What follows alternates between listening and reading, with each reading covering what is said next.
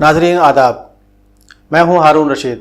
आइए नज़र डालते हैं आज के उर्दू अखबारात की अहम सुर्खियों पर।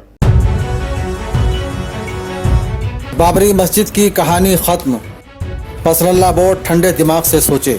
नाज़रीन इकराम, बाबरी मस्जिद का मुकदमा सुप्रीम कोर्ट में ज़ेर समाअत है, फिर भी कोर्ट ने मसले को कोर्ट के बाहर सुलझाने की सलाह दी है। आखिर क्यों? गुज़श्ता साल मौलाना सैयद सलमान हसनी ने एक तजवीज़ रखी थी जिस पर उन्हें सोशल मीडिया और समाज में काफ़ी ट्रोल किया गया था। आज भी उर्दू अखबारात में सुन्नी वक्फ बोर्ड का बयान है कि वो अपने मौक़िफ़ पर कायम है। तमाम बातों के तनाजुर में हम हफीज़ नोमानी के उस मज़मून का खुलासा पेश कर रहे हैं जो उन्होंने all India Muslim personal board के हैदराबाद इजलास के फ़ौरन बाद लिखा था और जिसे अवधनामा ने वक्त के तकाजे के तहत आज एक मरतबा फिर मिनवान शाये किया है। मज़मून का उन्वान है पर्सनल बोर्ड ठंडे दिमाग से सोचे। हफीज़ नोमानी लिखते हैं कि बोर्ड ने फैसला कुन लहजे में मौलाना सलमान हुसैनी की तजवीज़ को मुस्तरद कर दिया और कहा कि बोर्ड के मौक़िफ़ में कोई तब्दीली नहीं हुई है। उसका मौक़िफ़ वही है कि यह मस्जिद है और जिस जगह मस्जिद बन जाती है वो क़यामत तक के लिए मस्जिद रहती है। जो हजरात श्री श्री रविशंकर से बात कर रहे हैं उनका कहना है कि इमाम हम्बल के नज़दीक अगर तनाज़ा इतना बढ़ जाए कि नमाज पढ़ना ही मुमकिन न हो तो मस्जिद दूसरी जगह बनाई जा सकती है। लेकिन मौलाना डॉक्टर खालिद हामिदी ने इस्लामी फ़िक़्ह की सबसे मोतबर किताब और दीनी मदारिस में पढ़ाई जाने वाली हिदाया का हवाला दिया और उसकी इबारत नक़ल की और बताया कि फ़िक़्ह हनफ़ी में इस सिलसिले से मुताल्लिक़ दो मौक़िफ़ हैं।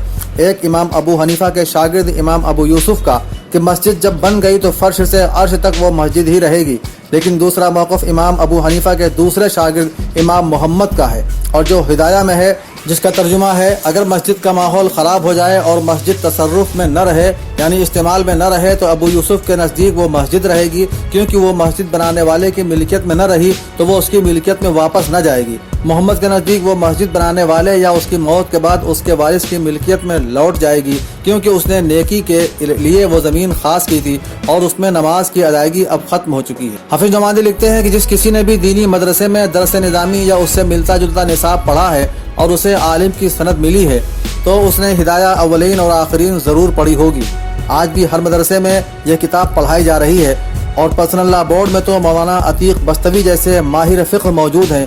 वो क्यों हिदाया की रोशनी में बात को वाज़ेह नहीं करते? इमाम मोहम्मद ने तो ये फरमाया है कि मस्जिद में नमाज पढ़ना मुमकिन न रहा हो। बाबरी मस्जिद की बात तो यह है कि अब मस्जिद के आसार भी नहीं हैं।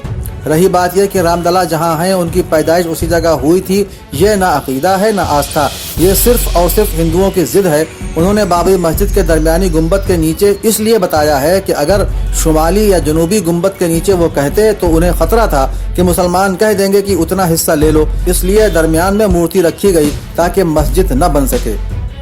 मुस्लिम पर्सनल बोर्ड में क्या कोई है जो ये दावा कर सके कि अगर सुप्रीम कोर्ट ने यह फैसला कर दिया कि वो मस्जिद ही थी और मंदिर तोड़कर नहीं बनाई गई थी तो वहाँ कोई 4 ईंटें भी रख सके? बाबरी मस्जिद की बात इमाम मोहम्मद के बयान से भी बहुत आगे की है। 8 फरवरी को सुप्रीम कोर्ट में समाज शुरू होने से पहले ही हिंदुओं के वकील ने जज साहिबान को आगाह कर दिया था कि ये सोच लीजिएगा कि ये 100 करोड़ हिंदुओं के अकीदे का मुकदमा है।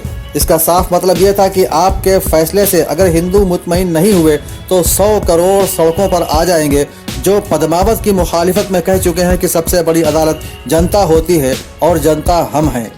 मुस्लिम पर्सनल बोर्ड के हर मोहतरम मेंबर ने देखा था कि नंगी तलवारें, देसी कट्टे और गुंडागर्दी के पूरे सामान के साथ हर सड़क पर बाइक जुलूस निकल रहे थे और जो निशाना थे वो फिल्मिस्तान मुंबई में बैठे थे।